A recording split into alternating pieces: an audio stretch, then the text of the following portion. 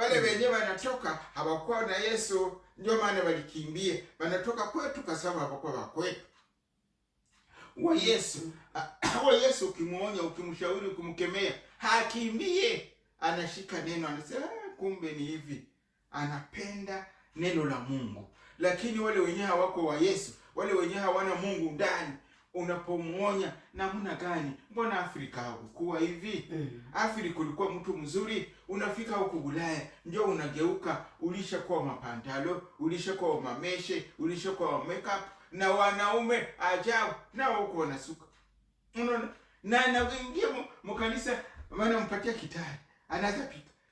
Iko anapika kitari, anakuwa na misuko yake, na haiko mshiriki wa ile kanisa. Anakuweka tu siku, anajua pale kuko muziki, anaingia pale, wanamkaribisha, anapika kitari. Wanamtia mhuduma, anaanza pika na misuko yake inafika huko. Na akimaliza kupika, anaenda. Wale watu wamepotezwa. Ambia kwanza mtu. Yesu akaambia seme, mungoje kwanza mpokee Roho Mtakatifu. Mtu akiingia mhuduma na dhambi zake, zile dhambi hazitokake tena. Yeye anaona ni sawa. Hakuna gisi tena utamhubiri aache dhambi fulani, na tayari ulishamtia mhuduma. Na Biblia inasema ule mtu Mkristo mpya asipewe huduma.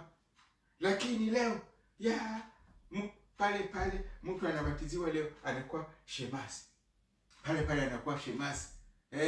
Anabatiziwa leo, kesho yake anaombewa ushemasi.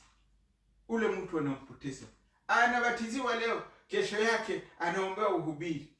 Ule mtu anampoteza. Acha kwanza hivye, one kama fuata neno la Mungu.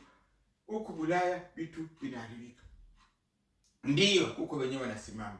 Lakini walio wengi sasa juu huku kabisa, kila mtu anajibeba gisi anapenda, bora tu asizuru mwingine. Lakini kumwili yake anajibeba gisi anapenda, anafanya mwenye anapenda. Lakini Mungu yeye alitia utaratibu yenye tutafuata. Alitia utaratibu wa mavazi. Alitia kuna mavazi ya wanaume na wanawake. Na yale ya wanawake, kuna ile ya wanawake, kuna mavazi ya kikahaba, kuna mavazi ya wajane, kuna mavazi ya wabindi wale ambao wale wa bikira. Kuna mavazi, yaani kuna mavazi tofauti. Hata kwa wanaume kuna mavazi ya kikohani, kuna mavazi ya watu fulani. Na huku tunaona kuna mavazi ya maskani, kuna mavazi ya madangere. Mtu anavala nguo za vile ni hatari. Lakini sasa huku kabisa wakina mama zaidi, hata kama na wanaume nao, lakini wenyewe wanaonesha kabisa ubingwa, ushujaa yao ni wakina mama. Njoo naonesha kabisa kama hapa kabisa tunafika. Lakini tungali mdunia, sio wakina mama wote. Kuna wale ambao wangali wanasimama kuzama. Lakini walio wengi ukimwambia seme namna gani unavaa suruali bwana, aseme bwana yangu yeye anataka, na kanisa yetu hii inasema tuvale, hakuna shida. Na tena anasema aseme kuna pantalo ya wanaume na pantalo ya wanawake. Hapana, ile havipo. Na kuna wengine wanavala mpaka wanavala tu ile nguo ya ndani. Kapoka ile ndio anavala na iko anatembea nayo. Unaona kabisa. Na akifika kwenye watu biko, unaona anaanza ishusha. Utashusha kawapi kenye kanawani hapa. Anaanza kamata hivi. Uzamiri unamwingia kidogo,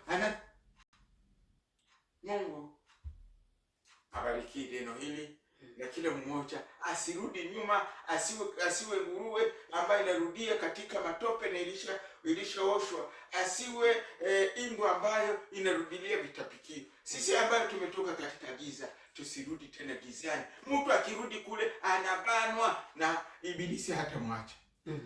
Baba, katika jina la Yesu Kristo tunaombea yoyote ule ambaye alirudi nyuma lakini anataka tena kurudi. Bwana umkutane, ikiwa ni mwanamke, ikiwa ni mwanaume, ikiwa ni kijana, wote tunawaombea. Wale ambao wana hiyo nia, Bwana uwawezeshe ni watie nguvu, waweze kutoka katika matope ambayo waliingia, tena watoke kule vitapikio ambavyo wanaanza kula tena. Bwana, waweze kuendelea katika safari ya kwenda mbinguni. Tunapoomba tunajua Mungu utatenda mengi kuliko maombi yetu, katika jina la Yesu. Amen. Amen. Haleluya. Amen. Amen. Haleluya tena. Amen. Hiyo ndio mkate wa uzima.